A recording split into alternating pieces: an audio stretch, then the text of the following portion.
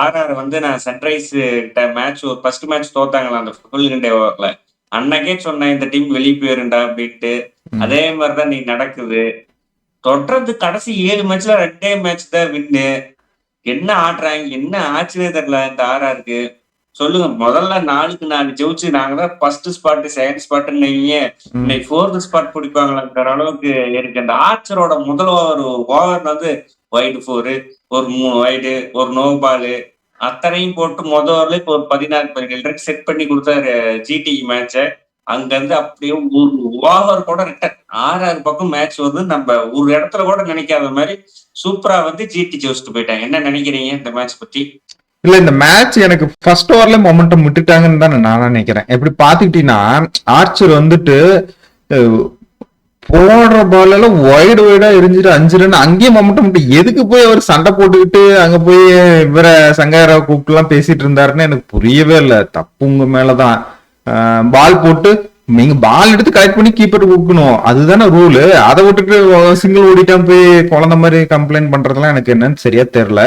சரி ஃபர்ஸ்ட் ஓவர்ல எனக்கு மொமெண்டம் விட்டாங்கிறத விட சாய் சுதர்ஷன் சாய் சுதம் பொறுமையாக சுபம் கில் ஒரு அதிரடி ரோல் எடுத்துக்கிட்டார். சூப்பரா ஆடுறாங்க ரெண்டு பேர். காம்பினேஷன் பிரிக்கவே முடியல. இதான் நம்ம சொல்லிட்டு இருந்தோம், டாப் 2 பேர்த்த நீங்க பவர் பிளேக்குள்ள எடுக்கலைன்னா அவங்க போயிட்டே இருப்பாங்கன்னு. என்னால நம்ப முடியல. ஜிடி ஒரு 230 அடிப்பாங்க, 170 தான் அந்த டீம் அடிக்கும் எப்பயுமே. 230 அடிக்கிறாங்க மத்த டீம் மாதிரி. அப்ப ஆர்ஆரோட பவுலிங் இத்தனால நம்ம பார்த்ததால கண்கட்டி இல்ல இத்தனாலும் சொல்ல மாட்டேன், இன்னைக்கு கொஞ்சம் டவுன்ஃபால் ஆயிருக்குன்னு சொல்லலாம். நீங்க ஆர்ச்சர் பேட்டிங் ஆர்ஆர்ல வந்து நீ ஜெய்ப்பூர்ல 3 மேட்சுமே 230 ஃபர்ஸ்ட் பேட்டிங் ஆற டீம் அடிச்சிருக்கு. அது செகண்ட் பேட்டிங் ஆற டீமுமே 3 அடிச்சிருக்கு. ஆனா சன்ரைஸ் ஆடினாங்க, டிசி ஆடினாங்க. அந்த 2 டீம் கிட்ட ஓரளவு பவுலிங் சுமாரா இருக்குதுன்னு கூட சொல்லலாம். நான் ஆர்ஆர் கிட்ட நம்ம பார்த்து இப்படி பவுலிங் அட்டாக், ஒரு பக்கம் ஆர்ச்சர், ஒரு பக்கம் பர்கர், இன்னொரு பக்கம் துஷாரு, ரவி பிஷ்னாயி, சடேஜா அப்படின்னு சொல்லிட்டு ஆச்சரியப்பட்ட ஒரு பவுலிங் அட்டாக். இன்னைக்கு வந்து நாண்ட்ரே பர்கர் கிடையாது, பிரிஜேஷ் சர்மாவையும் துஷாரையுமே வச்சு மெயின் பவுலரா போயிட்டாங்க. அதே ஒரு தப்பு நினைக்கிறீங்களா? நாண்ட்ரே பர்கர் எல்லாம் போனது. நாண்ட்ரே பர்கர் ஆடஸ்ட் போயிருக்கலாமோ? ஆமா அப்படிதான். இவங்க என்ன பண்ணிட்டாங்க, பேட்டிங் பிச்சுன்னு என்ன பண்ணிட்டாங்க, இவங்க பேட்டிங் இன்னும் ஸ்ட்ராங் பண்ணலான்னு ஃபார்ம்ல ஹெட்மயர் கொண்டு வந்து மேல இறக்குனாங்க.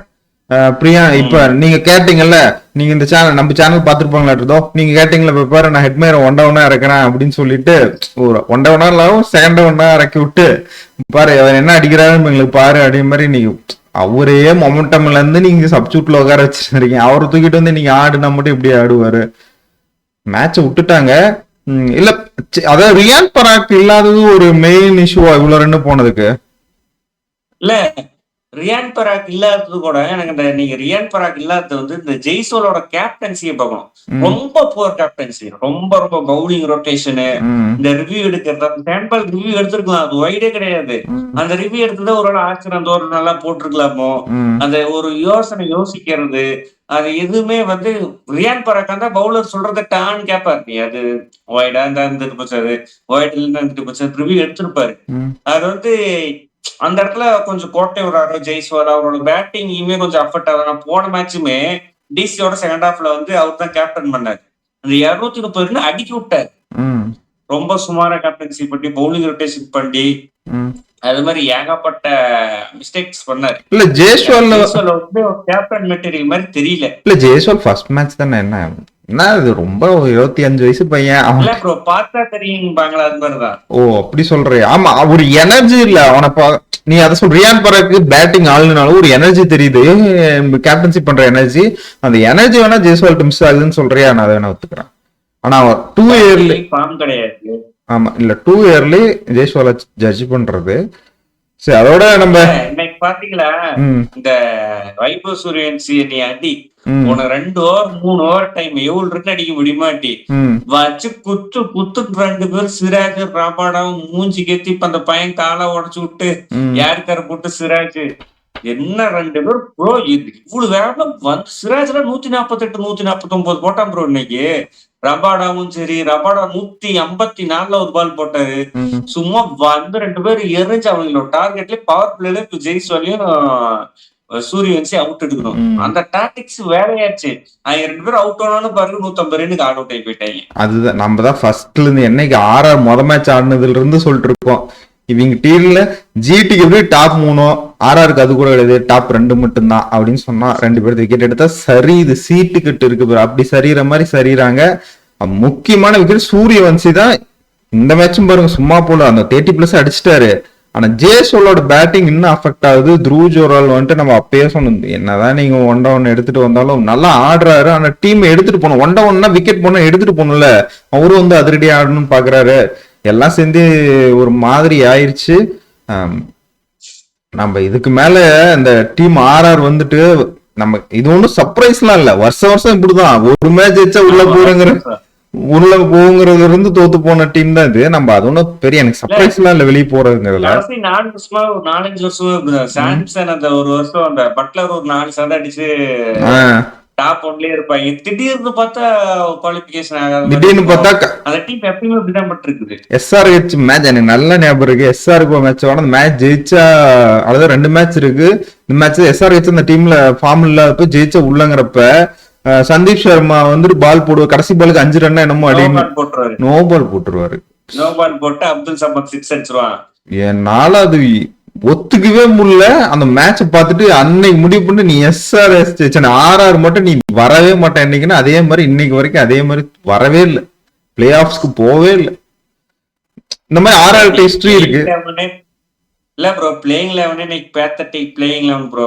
எப்படி நீ அவ்வளவு பெரிய டாப் 2 தான், அந்த டாப் 2 எடுக்கிற அளவுக்கு ஒரு பவுலிங் அட்டாக் ஆடி இருக்கணும். டாப் 2க்கு நீங்க போட்டு இருக்கிற பவுலர்ஸ் எல்லாத்தையும் கொண்டு போயிருக்கணும்.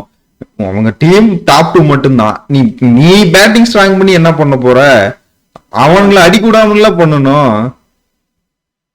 அதுல பேட்டிங் ஸ்ட்ராங் பண்ணி 150 ரன் தான் அடிக்கிற ரஷீத் கான் வந்துட்டாரு பாத்தீங்களா இன்னைக்கு man of the match performance வேற. ரஷீத் கான் அவர் பவுலிங் பத்தி தனியாவே பேசுவோம். இல்ல ரஷீத் கான் வந்துட்டு இந்த ஆர்ம் ஸ்பீடு வரல. இதுக்கு மேல என்னையா ஆர்ம் ஸ்பீடு வரணும்? கலக்குறான். நேத்து நரேன் கலக்குனா அப்படி. இன்னைக்கு ரஷீத் கான் என்ன ஓல்டு ஹீரோஸ் எல்லாம் ஃபார்முக்கு திரும்புறாங்களாட்டு இருக்கு. ஸ்பின்னர்ஸ் எல்லாம் மேட்ச் ஆக ரஷீத் கானுக்கு இன்னமும் 26 வயசு தான் பாக்காதீங்க. ஓல்டு ஹீரோஸ் எல்லாம் கிடையாது.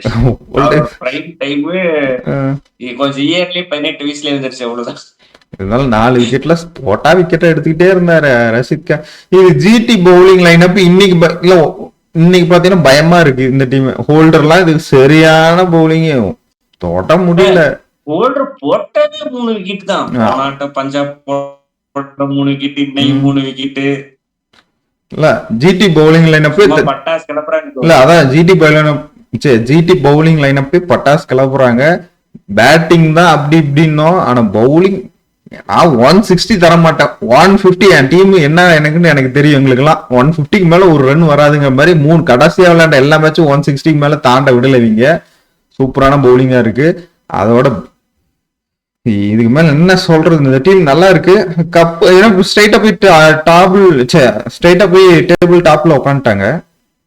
இன்னும் ஒரு மேட்ச் உள்ள இல்ல ப்ரோ. நான் வந்து டாஸ் ஜெயிச்சு நான் வந்து ஜிடி சேசிங் பண்ண வச்சிருப்பேன். ஏன்னா ஜிடி வந்து ஒரு 180-190 ரன்னா பேனிக் ஆகி இருந்திருப்பாங்க. அதை ஆர்ஆர் கொஞ்சம் யோசிக்காம அவங்கள ஃபர்ஸ்ட் பேட்டிங் ஆட விட்டு என்ன நினைச்சாங்கன்னு ஒரு 160 ரன் 170 ரன் அடிப்பாங்க. ஜிடி டவுல் தான் பேட்டிங் ஸ்ட்ரென்த் இருக்கு, நம்ம ஈஸியா சேஸ் பண்ணிட்டு போயிடலாம் அப்படின்னு நினைச்சாங்க. ஆனா வந்து அவனுக்கு வந்து சர்ப்ரைஸ் பண்ணிட்டாங்க 230 அடிச்சு. இல்ல அது வேணா நான் ஒத்துக்கிறேன். அவங்க ரன் 230 எல்லாம் வந்திருந்தா அவங்க பயந்துருப்பாங்க. ஜிடி பவுலிங் போட்டிருக்க முடியாது. 200 வந்திருந்தா ஜிடி பவுலிங் போட்டிருக்க. 150 கன்சிடர் பண்ணுமே அவங்க அதுக்குதான் பவுலிங் போட்டாங்களே ஒழிய 230 இந்த மாதிரி 200 வந்திருந்தா இந்த லக்ஸுரி வந்துட்டு அடிக்க முடியாது. பேட்டிங் வந்து ஃபெயிலியர் ஆயிருக்கும். நம்ம எப்ப எங்க ரொட்டேட் அவங்க பாரு ஸ்லோவாவே தான் ஆடிட்டு இருப்பாங்க. எங்க வந்து இம்பாக்ட் பண்றதுன்னே தெரியாது, எங்க ஆக்சிலேட் பண்ணுன்னே தெரியாது. சாய் சுதன் கில்லும். ஆனா கில் இன்னைக்கு ஒரு முடிவோட வந்துட்டாரு. நம்ம அடிச்சா 200 மேல அடிச்சே ஆகணும் அப்படின்ட்டு வந்ததுனாலதான் இந்த டீம் இன்னைக்கு 230 போயிருச்சு. அது சொல்லாம நம்ம என்னதான் வாஷிங்டன் சுந்தர துரேந்தர் அது இதுன்னு சொன்னாலும் காமிக்கிறாரு. இன்னைக்கு பாருங்க 20 பால் 37. ராகுல் திரிபாட்டியாவும் நீங்க பாருங்க வந்துட்டாருன்னு நினைக்கிறேன். நீ சொல்லிக்கிட்டே இருப்ப எங்க ஒரு வேஸ்ட் பேட்லயே போட மாட்டேங்குது பாருக்கோ. 4 பால்ல 14 ரன். நீ அடிப்பியா? இல்ல நான் வந்துட்டு ம். நேற்று இது மேட்ச் விட்டுறேன். செவ்வாய்க்கிழமை SRH-ஓட அவங்களுக்கு மேட்ச் இருக்குது அகமதாபாத்ல. முக்கியமான மேட்ச். அந்த மேட்ச்ல யார் ஜெயிக்கிறாங்களோ அவங்க டாப் 1 ஸ்பாட் சீல் சீல் பண்ணிடுவாங்க. பண்ணிடுவாங்க. டாப் 1 ஆமா. சீல் பண்ணிடுவாங்க. அந்த மேட்ச் ரொம்ப முக்கியமான மேட்ச். நான் அந்த மேட்ச்க்காக வெயிட் பண்றேன். ம். குஜராத் வந்து ஃபைனலி ஃபார்ம்ல இருக்காங்க. தொடர்ந்து 5 மேட்ச் 4 மேட்ச் பக்கமா ஜெயிச்சிருக்காங்க. அந்த மேட்ச் ரொம்ப ரொம்ப வெயிட்டிங்கா அந்த டோர்னமெண்ட் செட் பண்ற மேட்ச் அதுதான். இன்னொன்னு என்னன்னா சிஎஸ்கேக்கு ஜிடியோட மேட்ச் இருக்குன்னு ஆமா இருக்கு. நினைக்கிறேன். கடைசி மேட்ச் எல்லாத்தோட கடைசி மேட்ச் அதுதான். எனக்கு அதுதான் டிசைடரா ஆக போகுதுன்னு எனக்கு என்னமோ தோணுது. அப்ப வந்து SRH வந்து அந்த மேட்ச் ஜெயிக்கணும். SRH தோத்தா சிஎஸ்கேவோட SRH ஒரு மேட்ச் இருக்கு. அதுல சிஎஸ்கே ஜெயிக்கணும். அதெல்லாம் நிறைய பர்மனன்ட் காம்பினேஷன்லாம் இருக்கு. சரி ஓகே, இதுல ஒன்றும் பேசுறதுக்கு இந்த மேட்ச்ல பேசுறதுக்கு ஒன்றும் இல்லை. மேட்ச் நல்லா இருந்தது. கொஞ்சம் செகண்ட் இன்னிங்ஸ் பார்க்க முடியல. ஓகே, எல்லாம் பேச வேண்டியதெல்லாம் பேசிட்டோம்னு நினைக்கிறேன். உங்களை அடுத்த வீடியோல பார்க்குறோம். பாய் பாய் பாய்.